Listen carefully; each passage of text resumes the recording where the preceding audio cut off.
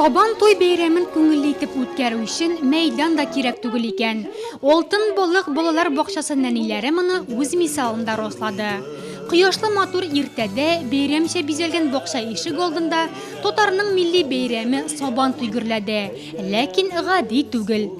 Бүгенге Сабан туй бәйрәмен без Россия көненә багышлап үткәрдек. Бергәләшеп шулай матур бийләр нерәне балалар теләк белән биеп, әни-әниләр теләк белән матур киемнәр тигеп балаларына китерделәр. Барысы да бик шатланып бу бәйрәмгә әзерләнделәр.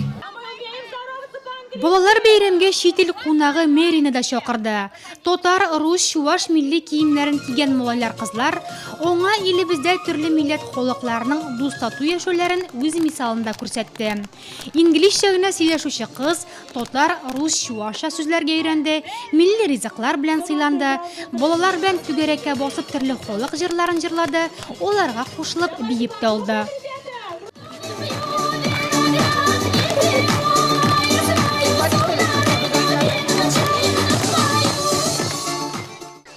Сабан той булгач уеннарсыз булмый инде ул. Шүлмәк урынына пластик савыт, ат урынына тояк кына булса да, балалар уеннарга чират торды.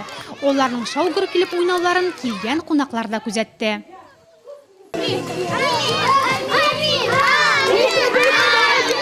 Бик матур әзерләгәннәр, җыштырганнар, костюмнары бик матур, балалар да матур итеп биеләр. Без яшь вакыттагы уеннарны уйныйлар, біз аларга карап яшәрәбез.